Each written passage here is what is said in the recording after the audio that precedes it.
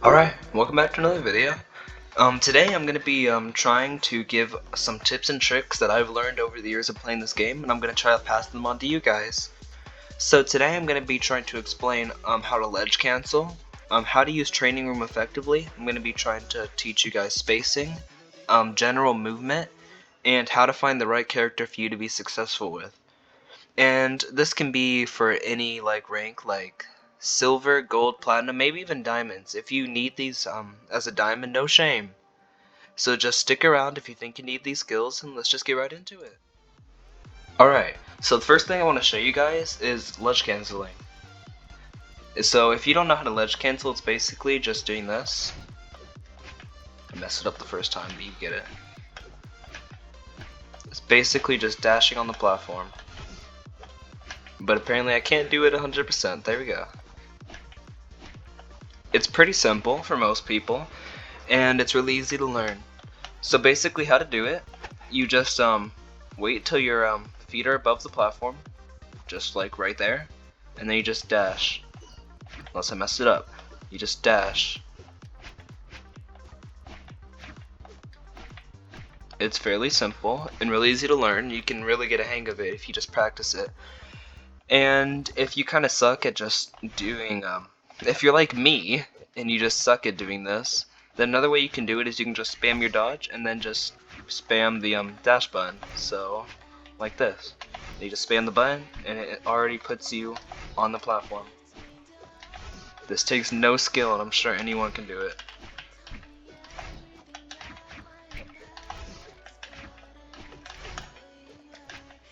Alright.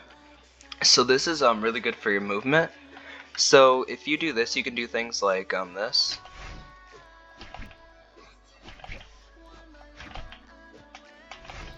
I suck. So that's really good because you can do let me see if I don't mess this up here. You can do things like this. Oh. Let me move the bot a little bit. This is a really bad positioning actually. So if I put the bot right here, I can do things like this. Let me put that on position reset. I can do things like that.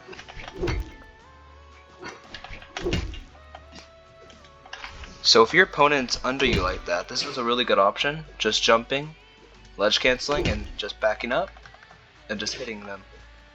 A lot of the time they don't expect it, and it's a really good option if you can take it.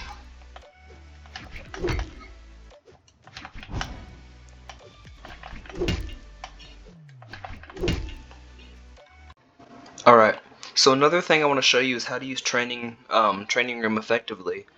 So there's a lot of things you can actually do in training room, and I never see people use it when they're trying to improve. And it can actually help you a lot with like info on like hitboxing, damage, and stuff like that. So if you go under player settings, you can see all these options like show damage, show stun, show hitboxes, and show hurtboxes. All these can be really useful to find out information about the game. So like if I have show damage, I can do like this, and it shows every single hit, and it shows the damage for each hit. And it shows how many hits I did for that combo, so it says 3 hits right there.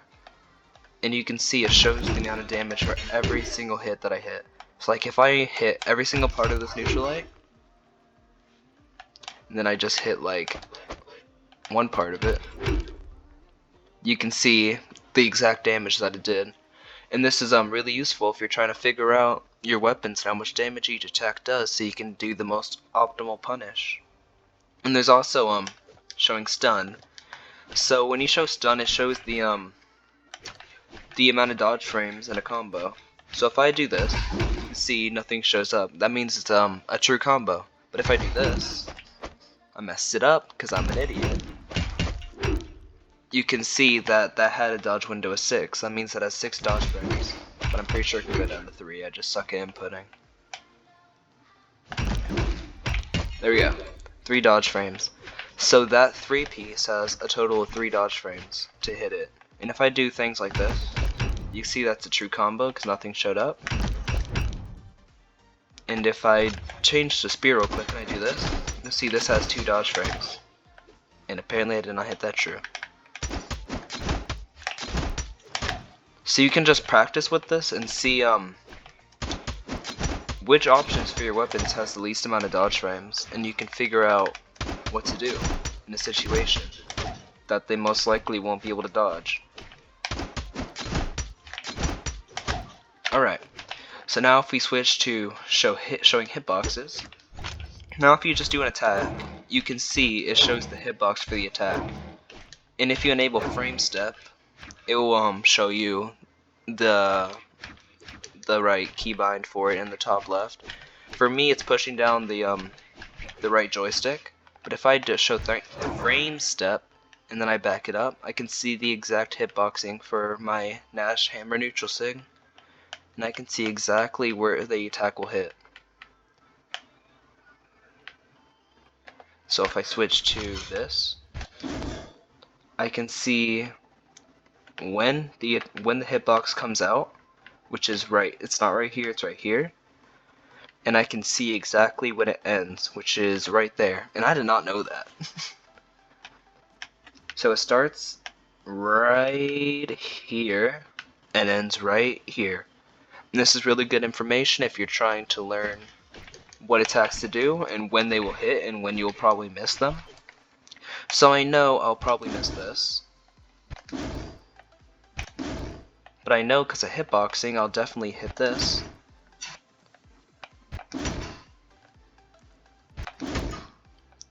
So seeing your hitboxes is really useful information. And the final thing is going to be hurt boxes. So basically this just shows your the character's hurt box, so where a hitbox will hit and it will actually register and do damage.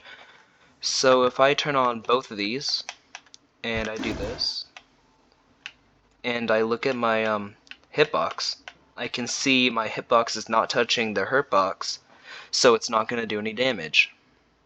So if I hit it like this, I can see that my hitbox hits the hurt box, therefore it registers and they get hit by it.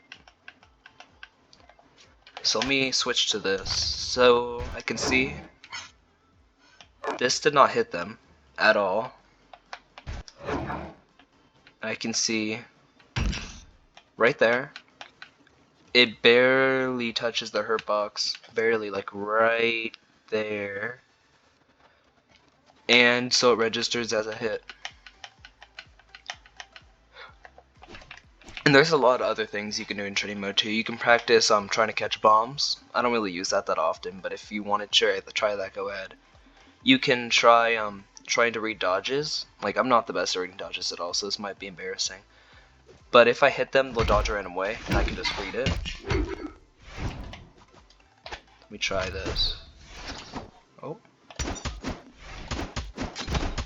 So you can see when you hit them, if I turn on dodge reaction to random, they'll just dodge in a random direction. Alright. And I can also change it to like literally any dodge in the game's like a neutral dodge. So they'll spot dodge. I can make them dodge right. I can make them dodge like upright. Where's upright? Upright. So yeah, you can practice trying to read dodges, and they also have jump reaction. So like, if I have it on up, where's off? So when I hit them, they'll jump up. I can also make them not dodge reactions. I can make them when I hit them. Come back, man. They'll go to the right, and they'll jump to the right. And I can also make them jump to the left, up. So there's a lot of things I can do with that. I can make it so when I hit them, they attack me. Or they can just attack in a direction. So like if I do this. Golly, I have this on. That's why. So they can just, you can see when I hit them, they do that attack every time. And you can just experiment with all this other stuff in training mode, but it's really useful if you want to learn tips and tricks. And how to, if you want to learn like hitboxing and hurtboxing. And if you want to learn how many dodge frames in a combo. So another thing I want to try to show you guys is spacing. So this is not as easy to show on a bot in training mode, but I'll try my best. So if I make them attack, I can, for example, I can bait out an attack and I can punish them. So so basically, this is not the best example. I try to keep my distance from them, and then when they attack and miss, I can punish their attack really easily. So like, let's just say someone was over here. I'm the opponent, and I come up to you, and I attack you. And I was over here, I would back up, and so when they do the side light, I'd be over here, and they miss, so I can probably do like a side sig. And that would hit. And that's a really good punish. So basically what spacing is, you just try to keep your distance, and you wait for them to whiff an attack so you can punish them optimally. And that's basically all it is. So really, practicing your spacing in games like experimental, or just any game mode in general, like friendlies, strikeout, in experimental, ranked ones especially, or twos even. Just all those game modes you can practice your spacing, and it's really useful. So finding the right character for yourself is really important in the game. So if you want to be successful, you have to find the right character for yourself. And there's a lot of people in the game that's like, oh, I play everyone. Well, that's not horrible, but you're not sticking with the legends so you can learn like their skill set and what they're effective for. So let's just say I play all these legends on the first row. Well, that's great. I know how to play all these legends. But I don't, like, if someone asked me, like, what are Nash's stats? I probably wouldn't know, because I played all these legends and I don't just play this dude exclusively. So, in my honest opinion, and I think a lot of people's opinions, it's really good to stick with a legend. And you should really like practice them, learn their hitboxing, learn what each combo, like how many dodge frames are in a combo. And you should really learn how to optimally play that legend. And it's perfectly fine if you want to play different legends. That's completely fine. Like for me, let's just go to ranked real quick. Online. I play a lot of Bryn, which may not be a very good I mean, it's a really good choice, but it's not a really respected choice. But that's whatever. So, I play a lot of Bryn, but I also play Nash. And there's a lot of legends I also played. I also played Taros. I hate to say it, but this nasty giant guy. And who else was it? It might have been Bodvar. It was somewhat Bodvar last season, but that went down a little bit. And there was another legend. I think it was Yumiko too. So I played a bunch of different legends in ranked. And somewhat Koji too, I guess. But I have played a lot of different legends in ranked. And I just want to find what's most successful for me. So even though Bryn is my best rated legend, I want to play Nash. And I'm sticking with Nash because I'm learning his skill set. I'm learning his stats. What's best to boost for him. I don't really know that yet. But I'm learning his stats. I'm learning his hitboxing, his hurtbox. I don't really need to learn his hurtbox. But I'm learning his hitboxing for his weapons. I'm learning dodge frames for each combo that he has. And I'm just learning the hitbox for every single attack he has. So what I do, I just take Nash, I go into training mode, and what I basically do, I just take the bot, control it, put it right smack in the middle, and position on, and I just grab one of my weapons, and I just attack them. I just go back with frame step, and I will just look at the hitbox. Go back, man. I'll just look at the hitbox, except I don't have hitboxing on. That's an issue. I'll just look at the hitbox. I will try to, why is this on? There you go. Go off. I will just learn the hitbox so I know when the right time is to use it. So like, I know this won't hit, but I know this will hit. There's a lot of other things, like I know this hits grounded. But normally if I just played every legend, I just didn't play Nash exclusively, I probably would not know that this hits grounded. Or I probably wouldn't know that this is 2 dodge frames. There's a lot of things that you can learn about other legends. And not every spear legend this is going to be 2 dodge frames. So, really just sticking with one legend, or just a select few legends, and learning their skill set, and like the hitboxes for their attacks, and how many dodge frames in a combo, that can make you really successful. Like if you're just trying to like get out of gold, or get out of platinum into diamond, you should probably learn a legend, and then get used to them. And you want to pick a legend that feels comfortable to you. You don't want it to be like, oh, this legend's in the meta, therefore I should play them. Because every legend is useful in their own way. So like I know a lot of people don't like characters like Caspian or Isaiah. That's controversial for those two. But I feel like a lot of people don't play those legends because they think they're not that great. But let's just take like Boomy for example. Boomy, in one of the tournaments, I don't remember which tournament, but he was literally destroying everyone with Isaiah. And then everyone just started playing Isaiah. But that doesn't really matter, because all these legends are viable. All of them. And anyone can be successful with any legend. Doesn't matter what weapons they have, what their stats are. Even Zol. Where's Zol? Golly, am I being blind right now? Right here. Even Zol, he's like super slow, and Terrace too, he has like 2 decks.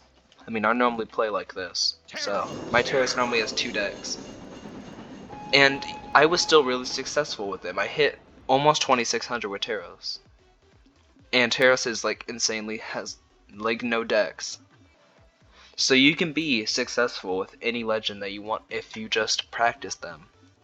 So if you practice a legend enough, you can get really good with them and you can be successful. It just depends on how much dedication and practice you put into it. But thanks for watching my video. I really appreciate it if you stuck to the end and listened to all the tips I had to give. I know I'm not really the best person for giving tips, and I really am trying my best, because I know that I might not be the best player in the world, but I know that my tips will help someone out there, and I really hope that someone found my tips helpful, and they're going to use them in the future, because that would really mean a lot to me if someone thinks that what I say actually means something to them. But anyways, I really hope you guys enjoyed my video. If you do want more, please let me know, because I would love to try to get more tips, even if my tips aren't really the best. And I'll see you guys later. See ya.